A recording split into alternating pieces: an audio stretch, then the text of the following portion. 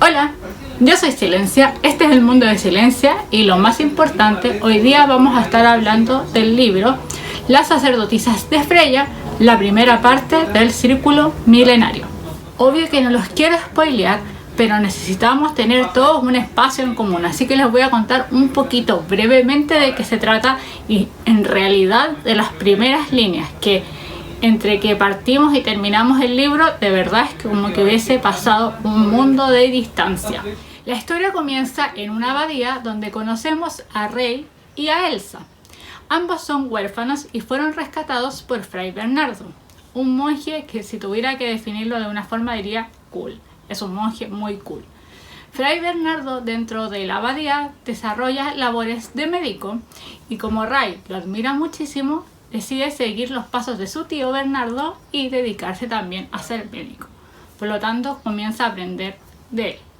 Ambos niños son criados en esta abadía por los monjes y hasta ahí todo normal, pero un día ya de noche llega un caballero llamado Sir Egilson a avisar que su señora está a punto de dar a luz y que quiere que la atienda Fray Bernardo. La mujer que va a dar a luz se llama Freyaldir y ella está casada con un rey. Por otro lado, cuando está sucediendo este parto que está atendiendo a Fray Bernardo junto con Rey, llega amparado por la noche un barco vikingo, donde está Ator, que también entra a la abadía, pero de mala manera, por supuesto, y lo hacen para capturar a Fray Bernardo porque necesitan llevarlo a sus tierras.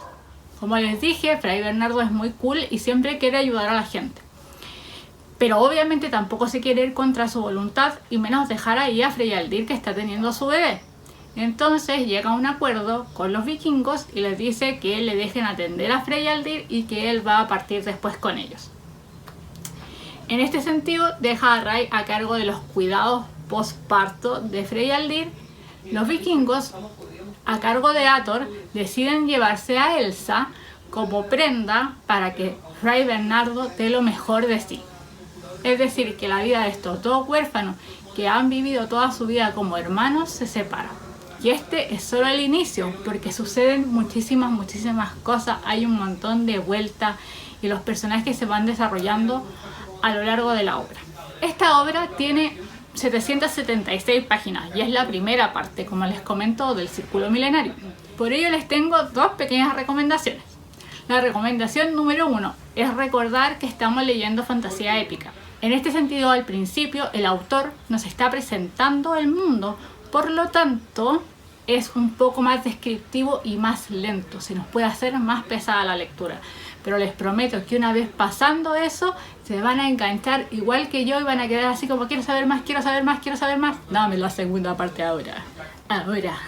Lo segundo que les quiero recomendar es que hagan una línea genealógica de los personajes. Yo esto lo hice como avanzando el libro porque en general soy muy reacia a hacerlo. Esta ocasión sí la hice porque es necesaria.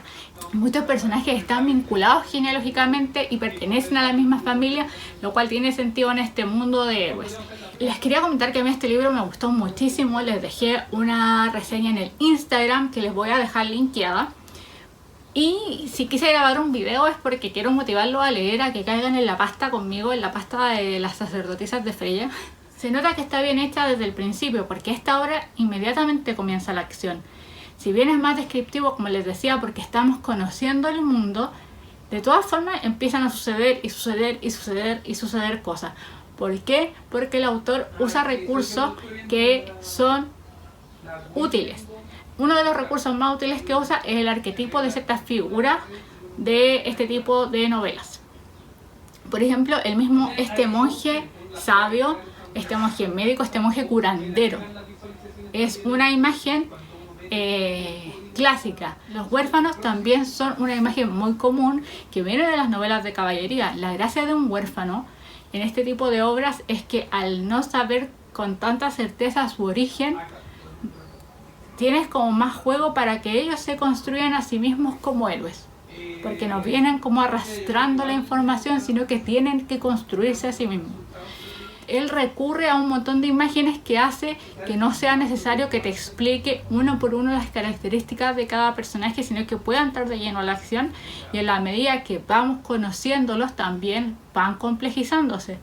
aunque si me preguntan, y esto también creo que es súper importante tenerlo claro, por el tipo de obra tampoco es que vayamos a tener personajes excesivamente complejos. Yo creo que son más complejos que en otras obras, pero considerando el tipo de novela que es, tampoco uno tiene que pedirle peras al olmo.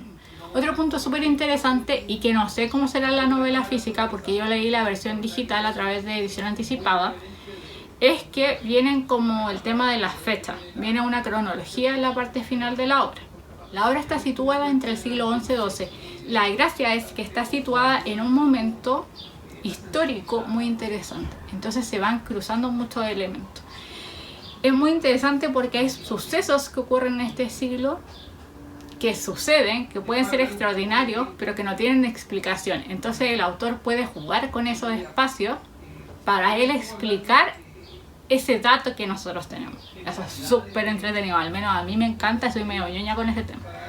Otro tema que también me gusta, que también es un poco ñoño, es ese diálogo que hay entre precisamente la fantasía y lo histórico, y que sitúa la obra en un momento en que hay un choque cultural muy grande y que eso permite que hayan visiones que aparentemente son contradictorias o que para nuestra época contemporánea son contradictorias, pero que en esa época podían convivir.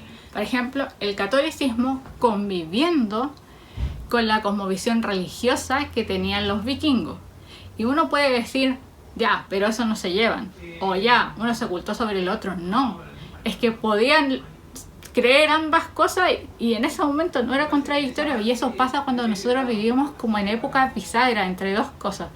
Es muy interesante el diálogo que hay entre Fray Bernardo, que es católico, con los vikingos, o con Freyaldir, que también es católica, que está casada con un rey católico, y todo lo que ella representa como una sacerdotisa de Freya.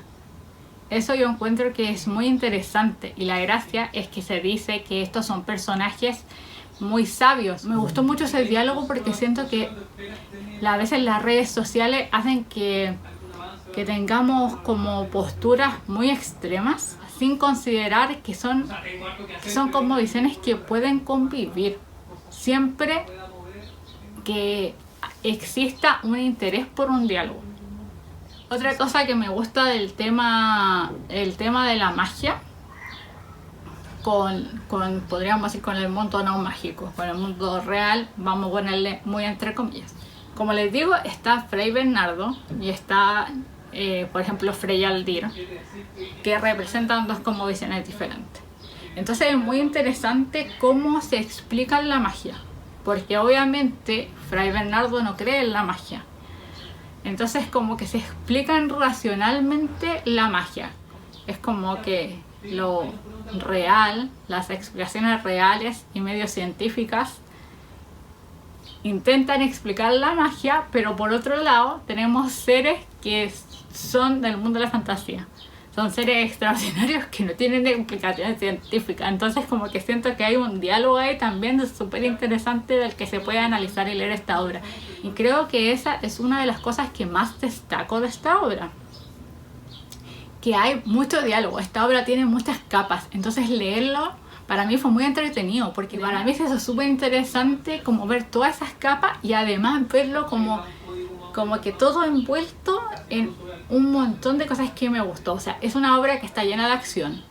Obviamente hay romance, obvio. Hay un montón de acción, batalla, hay armas mágicas y legendarias. Con eso a mí me compraron.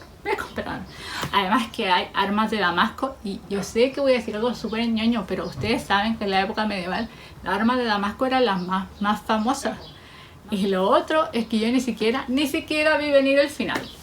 No, ni cerca. No sé cómo va a seguir la siguiente parte porque no estuve ni cerquita de saber el final. Ni cerca. Y eso es lo otro, que uno se encariña con los personajes. Parte todo con Rey y Elsa. Y Fray Bernardo, uno de mis personajes favoritísimos porque es un encanto. Pero después se amplía a muchos otros personajes de los que queremos saber mucho más. Es súper entretenida. Y pasando esas dos cositas de tener un poquito de paciencia al principio y de pasar el árbol genealógico, lo van a pasar bien. Hay muchos personajes queribles, hay muchos personajes entretenidos, hay para todos los gustos, sabores, colores, hay de todo y de verdad se pasa súper entretenida. Y está bien hecha. Yo siento que a mí hay dos cosas que me hacen recomendar una obra así ampliamente. Una, hay muchas obras entretenidas. Como yo le decía, yo leí un montón de obras y eran entretenidas. Pero lo segundo es que estén bien hechas y bien escritas. Así que les súper recomiendo esta obra, denle una oportunidad. Yo de verdad no le tenía fe y después me tuve que comer mis prejuicios. Con esto terminamos. Les cuento que yo tenía muchas ganas de grabar una reseña hace rato, como que me costó animarme, así que espero que les guste. Si tienen sugerencias de cómo creen que podría ser mejor la reseña o qué información debería incluir, también me la pueden dejar abajo. Si les gustó este video, denle me gusta. Si no están suscritos al canal, los invito a suscribirse. Y les voy a dejar abajo, como siempre, mis redes sociales y además el link a la reseña que escribí de este libro. Y nos vemos prontito en un siguiente video. Chao, chao.